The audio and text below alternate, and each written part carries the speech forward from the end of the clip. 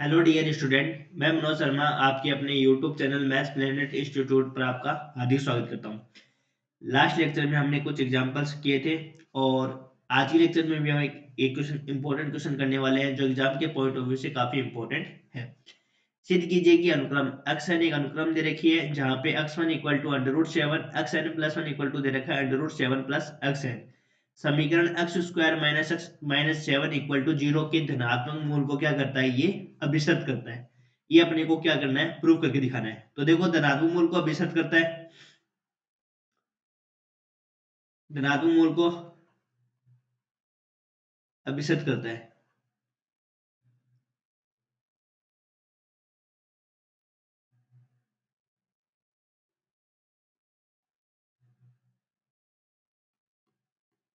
तो सबसे पहले देखो, मैंने आपको बताया था कि धनात्मक मूल को अभिसत करता है, तो अपने को क्या करना है, इसको अभिसारी अनुक्रम सिद्ध करना है। अभिसारी अनुक्रम जब भी आपको सिद्ध करना होता है, कन्वर्जेंट सीक्वेंस जब भी इसको प्रूव करना होता है, तो अपन क्या क्या प्रूव करते हैं बताओ। कन्वर्जेंट सीक्वेंस के लिए, कन्वर्जेंट सीक्वेंस के लिए सबसे पहली चीज अपने को दिखाना होता है एकदिष्ट वर्धमान, एकदिष्ट वर्धमान सिद्ध करना होता है। और दूसरा अपने को क्या दिखाना होता है, उसको बाउंडेड सीक्वेंस, परिबद्ध अनुक्रम दिखाना होता है। ये दो चीजें जब प्रूव कर देते हैं तो अपने क्या कह देते हैं, वो सीक्वेंस क्या है, आपके पास कन्वर्जेंट सीक्वेंस है। उसके बाद में अपन इसकी क्या करेंगे, लिमिट निकालेंगे। और वो लिमिट है ना, इस समीकरण को क्या करना चाहिए, अभिसत करना चाहिए। मतलब उसकी जो लिमिट एल है ना, वो इस समीकरण का क्या होना चाहिए, धनात्मक मूल होना चाहिए। ठीक है, ये अपने को प्रूव करके दिखाना है। तो देखो, सबसे पहले अपन एकदिश वर्तमान सिद्ध करते हैं। एकदिश वर्तमान में अपने को पता है कि कई मैंने एग्जांपल करवाए थे, अलग अलग एग्जांपल में अलग अलग तरीके से प्रूफ किया हुआ है। तो इसमें अपन कैसे प्रूव करेंगे, तो वो देखते हैं अपन इसमें। सबसे पहले क्या करेंगे, देखो, चूंकि x1 इक्वल टू अपने को दे रखा है अंडर रूट सेवन। ठीक है, ये आपकी किसका मान अपने पास अंडर रूट सेवन है, लगभग कितना आ जाएगा अपने पास, इसका मान 2.1 के समथिंग आ जाएगा। क्योंकि जो अंडर रूट नो है वो किसके बराबर होता है, 3 के बराबर है, तो इसका मान लगभग 2.1 के पास में आएगा। ठीक है, तो देखो, अब x2 का मान निकालें तो क्या होगा अपने पास, n की जगह क्या रख देंगे अपन, यहाँ पे n का मान 1 रख देंगे। तो n का मान जैसे अपन 1 रखेंगे तो ये हो जाएगा अपने पास 7 प्लस x1। तो यहाँ से हो जाएगा अपने पास 7 प्लस x1 की वैल्यू कितनी है अपने पास, अंडर रूट सेवन। ठीक है, अब देखो, इसकी वैल्यू मैं मान लो कितनी मानता हूँ, 2.1 मान लेते हैं। एज एग्जांपल के लिए बोला है मैंने, जैसे एग्जैक्ट मैंने नहीं बताया कि ऐसे बताया, नॉर्मली 2.1 है, तो इसमें जुड़ेगा तो कितना होगा, ये 9 हो जाएगा। 9 मान लेते हैं, अंडर रूट 9 किसके बराबर हो जाएगा, 3 के बराबर हो जाएगा। तो ये मान इससे ज्यादा ही है ना, इसका मान 2.1 आया था, इसका मान 3 आ गया। तो x1 है वो x2 से छोटा है, मतलब बढ़ता जा रहा है मान। तो यहाँ से अपन x1 तो अपन बता देंगे कि x1 तो छोटा है x2 से।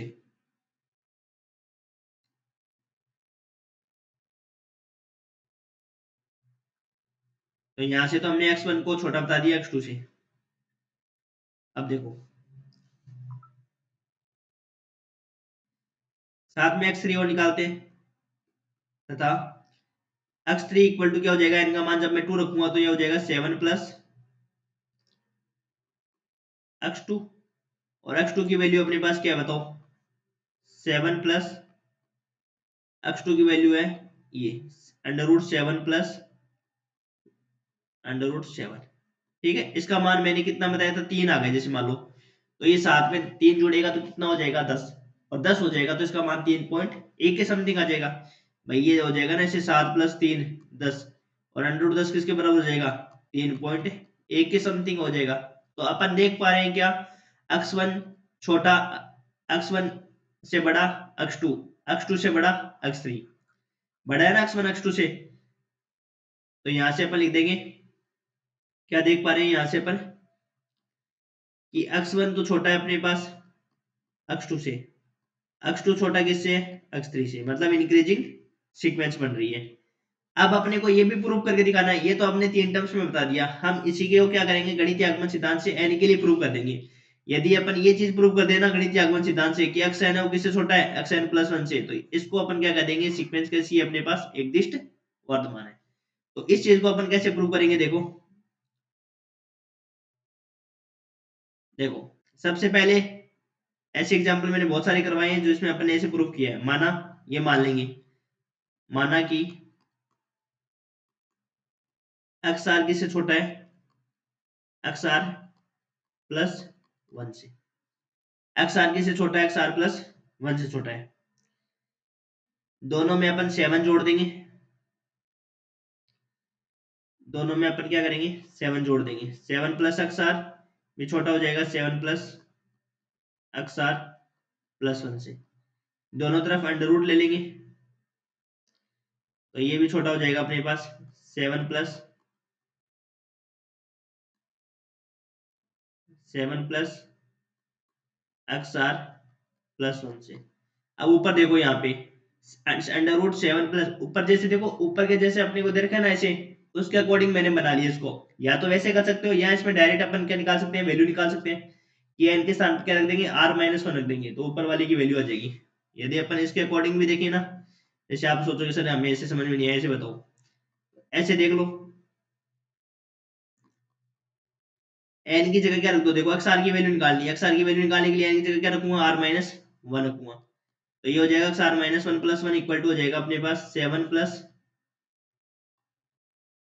X r minus 1। तो ये एक्स आर की वैल्यू निकल जाएगी अपने पास। ठीक है, इस प्रकार से अपन इसकी वैल्यू निकालेंगे। चाहे तो इस हिसाब से निकालो, चाहे आप इस हिसाब से भी निकाल सकते हो। इसमें डायरेक्ट क्या कर सकते हो, देखो दोनों तरफ 7 जोड़ दिया, ठीक है, दोनों तरफ 7 जोड़ दो, इस प्रकार से कर लो आप।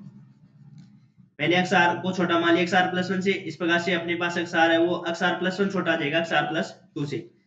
तो इसके अकॉर्डिंग सेट कर लिया मैंने, एक्स आर यहाँ पे था दोनों तरफ, तो मैंने 7 जोड़ दिया, फिर मैंने दोनों तरफ अंडर रूट ले लिया।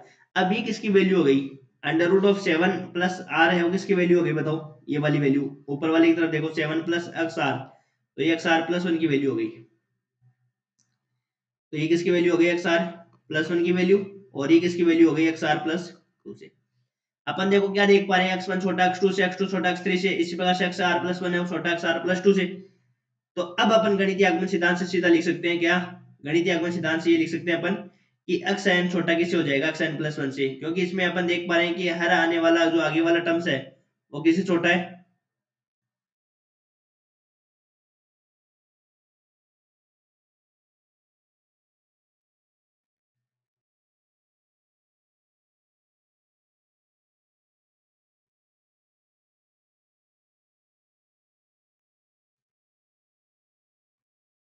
हर आगे आने वाला टर्म्स क्या है उससे छोटा है। तो यहां से अपन लिख सकते हैं, अतः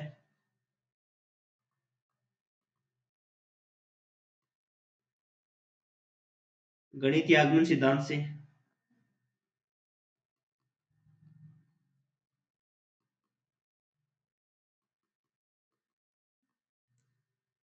xn किससे छोटा हो जाएगा, xn प्लस 1 से, 4n बिलोंग्स टू n के लिए। ठीक है, यहां से लिख देंगे अपन xn है वो एक दिष्ट वर्तमान अनुक्रम है,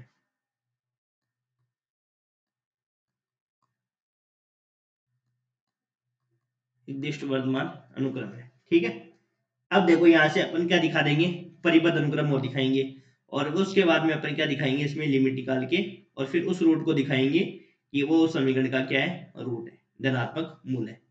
ठीक है, तो देखो पुनः पुनः अब अपन किस चीज को लेकर चलेंगे बताओ, अब अपने को दिखाना है कि ये वाली चीज है ना किसी एक मान से छोटा ही है। अपन ये देख पा रहे हैं कि जो अक्स अक्स 3 का मान आया वो 3.1 का है। इसी प्रकार से मान बढ़ता बढ़ता किसके आएगा, देखो अक्स 1 की वैल्यू जो आई थी वो अपने पास क्या आई थी, अंडर रूट 7। अब देखो अपन ये देख रहे हैं कि ये वैल्यू 3.1 आई थी, एक्स 1 की वैल्यू तो 2.1 के समथिंग आई थी, फिर एक्स 2 देखा तो 2.9 या 3 के समथिंग आ गई, फिर हमने देखा x3 किसके बराबर आई, 3.1 के। तो ये मान किसके नजदीक हो सकता है, ये मान नजदीक होगा भाई 3.1 आई है, फिर 3.2 भी आएगी, फिर 3.3 भी आएगी, इसी प्रकार से ये मान किसके नजदीक आएगा, ये 7 के पास जाएगा। ये किसके मान के पास जाएगा, 7 के पास जाएगा, तो हमने इसको मान ली कि 7 से कम है ये। अब x2 की वैल्यू निकाले हम, तो x2 की वैल्यू तो अपने पास आई थी √7 प्लस √7, इसकी वैल्यू समथिंग आई थी 3, ये भी 7 से कम है ना।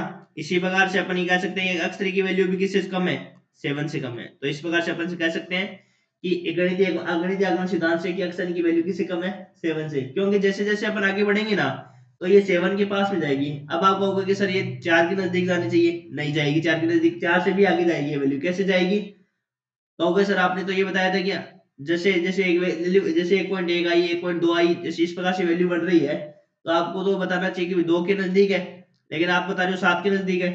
तो ये इस हिसाब से बता रहा हूँ कि जैसे अंडर रूट की वैल्यू बढ़ती जाएगी ना, तो हमने देखा था कि पहले 2.1 की वैल्यू थी, x2 में वैल्यू कितनी हो गई थी, 3 के नजदीक हो गई थी।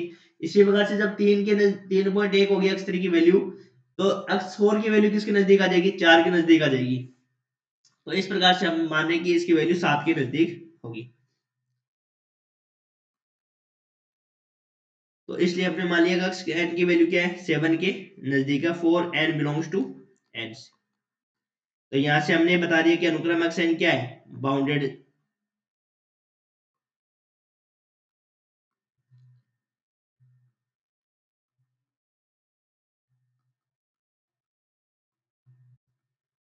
परिबद्ध है। ठीक है, तो एक लिस्ट भी दिखा दिया, परिबद्ध भी दिखा दिया, तो ये सीक्वेंस कैसी हो गई, कन्वर्जेंट सीक्वेंस हो गई। फिर इसके अपन क्या निकालना है, लिमिट निकालना है सिर्फ, क्योंकि अनुक्रम n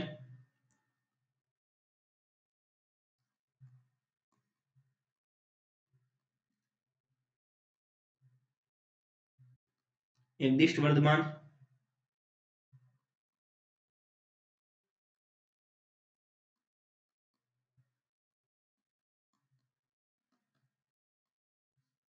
तथा परिबद्ध अनुक्रम है।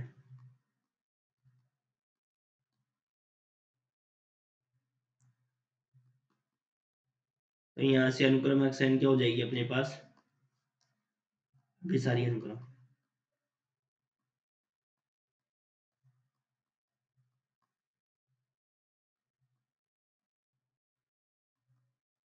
अभिसारी अनुक्रम, ठीक है। अब अपने को इसकी सिर्फ क्या निकालनी है, सीमा निकालनी है।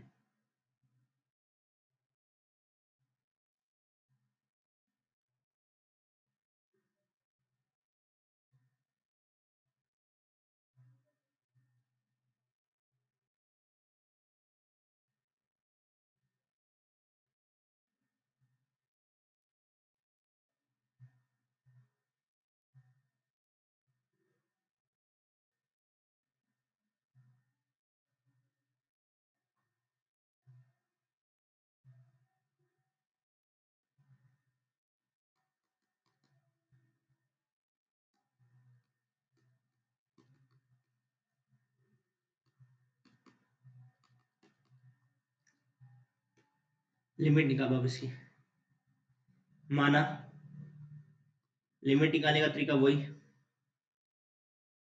Limit n tends to infinity x n equal to हमने मान लिया n, तथा limit n tends to infinity x n plus 1 की लिमिट भी क्या हो जाएगी n। ठीक है,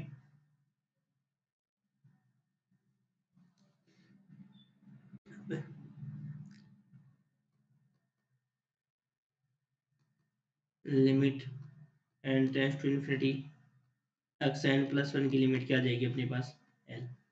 ठीक है, अब अपने को देखो एक्स एन प्लस 1 की वैल्यू क्या दे रखी है ऊपर से, देखो उसको यहाँ रख देंगे, under root of 7 plus x n equal to l। ठीक है, अब लिमिट को अंदर ले जाएंगे,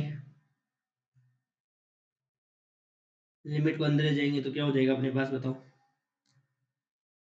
7 plus limit n tends to infinity x n equal to l। ठीक है, तो यहाँ से अपन क्या कर देंगे कि limit n tends to infinity x n किसके बराबर है, l के बराबर, यहाँ से रख देंगे अपन under root 7 plus L equal to l.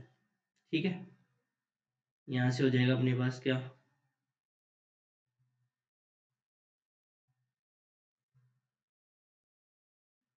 Square on both side, दोनों तरफ वर्क करने पर वर्क करो दोनों तरफ, ये हो जाएगा 7 plus L equal to l square. तो इधर लाएंगे तो क्या हो जाएगा, एल स्क्वायर माइनस 7, सबको उधर ले गई, l square minus 7 equal to 0। द्विचार्य सूत्र लगा दिया, सीधे द्विचार्य सूत्र क्या होता है, माइनस का बी, तो ये हो जाएगा -1 और +1 हो जाएगा, 1 प्लस अंडर रूट बी का स्क्वायर, बी का स्क्वायर कितना हो गया 1 माइनस 4 इंटू 1 इंटू माइनस का 7 अपॉन 2a, अपॉन में 2a। ठीक है,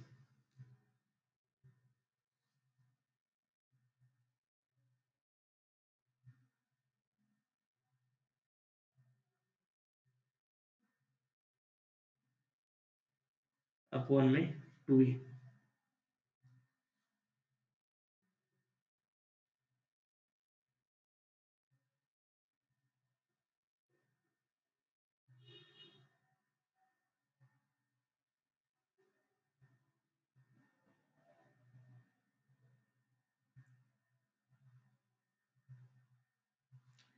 अभी यहाँ पे पेज ही खत्म हो गया।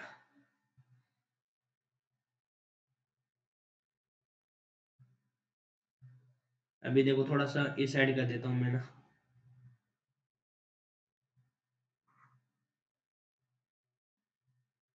ठीक है। तो देखो यहाँ से ये कितना हो जाएगा अपने पास, एल का मान, एल हो जाएगा अपने पास क्या 1 प्लस, ये 1 प्लस 28 कितना हो जाएगा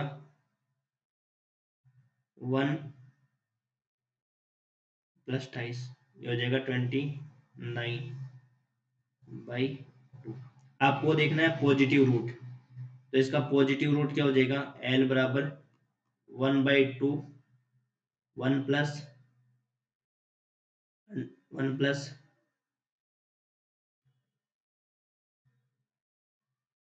1 प्लस 1 प्लस रूट 29, ये अपने पास। अब देखो ये रूट है ना, ये रूट जो एल है यही अपने पास समीकरण, देखो ये जो L square minus L minus 7 है ना, ये समीकरण ऐसे है ना, x square minus x minus 7, ये एल में दिया समीकरण है, और वो जो समीकरण दे रखी है वो किसकी है, वो एल, वो अपने पास एक्स में है, ये एल में है, तो सेम ही समीकरण है ना, तो ये रूट इसका पॉजिटिव रूट है, वही आया इसका। तो यहाँ से लिख देंगे कि एल है वो समीकरण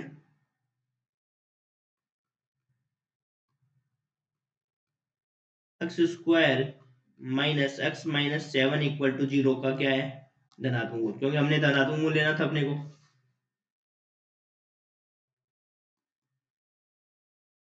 धनात्मक मूल है, कैसा मूल है, धनात्मक मूल है। ठीक है, ये हमने कर लिया, इसको प्रूव कर दिया। अब अगले लेक्चर में अपन करेंगे और क्वेश्चन इससे रिलेटेड। Thank you.